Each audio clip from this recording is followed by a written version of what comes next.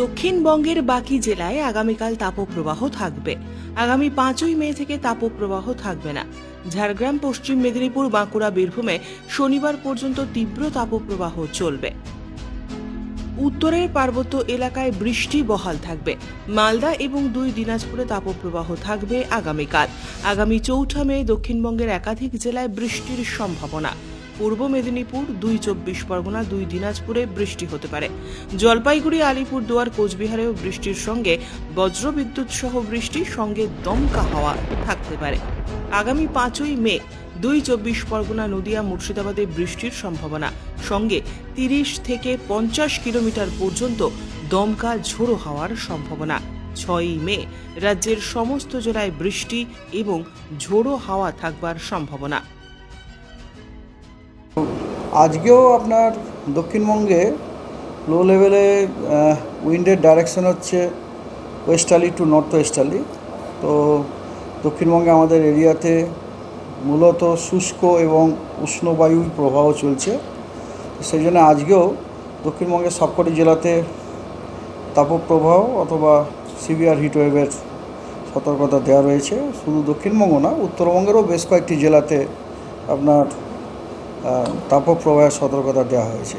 দিনাজপুর এবং মালদাতে, এবং জলপাইগুড়ি, কোচবিহারে আপনার কী বলে হট অ্যান্ড হিউমিডের কন্ডিশনও দেওয়া আছে। আর দক্ষিণবঙ্গে যেটা আমাদের কলকাতাতে আজকে হচ্ছে স্বাভাবিকের থেকে +3.8 সেটা তো কলকাতা তো গ্রামে তাপপ্রবাহের বাইরে চলে যায়। কলকাতার তাপপ্রবাহের বাইরে চলে যাবে। আসছে দক্ষিণবঙ্গের মোস্ট অফ দ্য প্লেস, এখন দক্ষিণবঙ্গ বলতে is not that each and every, most of the ডিস্ট্রিক্টে আমাদের সতর্কতা হচ্ছে যে 1-2 জায়গাতে আপনার হিটওয়েভের আপনার রিপোর্ট পেতে পারেন আর কি। যেমন ধরুন মাঝে মাঝে দেখলেন না, কোনো জায়গা থেকে রিপোর্ট দিল আমি 46.5, আপনারাই তো রিপোর্ট দিচ্ছিলেন এরকম। হয়তো এন্টায়ার আমরা যেটা বলছি হিটওয়েভ, এটা কোনো দিন হতেই পারে না হিটওয়েভ মানে পুরো দক্ষিণবঙ্গের ইচ অ্যান্ড এভরি, এটা কখনোই হয় না আর কি। ওটা মোটামুটি কমবে আপনার 5 তারিখ থেকে কমতে পারে আর কি। 4-5 তারিখ থেকে, 4 তারিখ থেকেই কমে যাবে, 4 তারিখ থেকে কমে যাবে। 5 তারিখে তো বৃষ্টির সম্ভাবনা আমরা আগেই বলেছি, 5 তারিখ থেকে বৃষ্টির সম্ভাবনা।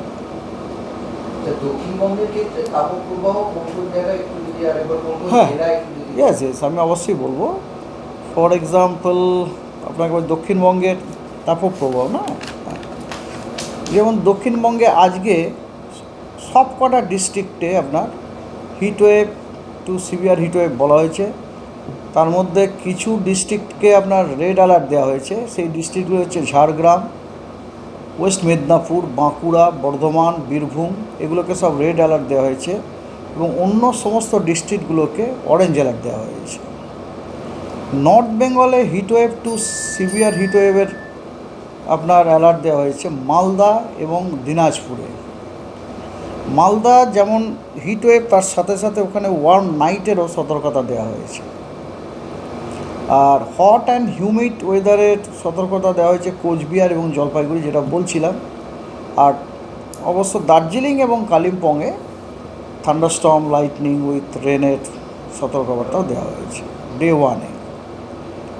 দক্ষিণবঙ্গের কন্ডিশন ডে 2 অর্থাৎ আগামীকাল 3রা মে সেম কন্ডিশন থাকছে ওই জেলাগুলিতে, মানে প্রত্যেকটা জেলাতেই হিটওয়েভ টু সিভিয়ার হিটওয়েভের সতর্কতা দেওয়া হয়েছে। হ্যাঁ, আর নর্থ বেঙ্গলও একই রকম, খালি কথা হচ্ছে আপনার যে দার্জিলিংয়ের যে আমরা থান্ডারস্টর্ম, রেন এবং লাইটনিংয়ের ইয়েটা দিয়েছিলাম দার্জিলিং এবং কী বলে কালিম্পংয়ে, সেটা থাকবে না আর কি। ওখানে কোনো সতর্কবার্তা দেওয়া নেই। আদারওয়াইজ ওয়ার্ম রিলেটেড সতর্কবার্তাগুলো কিন্তু সেম। নর্থ বেঙ্গলে তাহলে হিটওয়েভ আজকেও সাসপেন্ড রাখলো কোন কোন জায়গায়? আজকে নর্থ বেঙ্গলে হিটওয়েভ হচ্ছে বলছি আপনাকে মালদা এবং দিনাজপুরে, দুটো দিনাজপুর। বৃষ্টির সম্ভাবনা আজকে আছে দার্জিলিং, কালিম্পংয়ে, কালকে নেই। ব্যুরো রিপোর্ট, উত্তরের প্রহরী।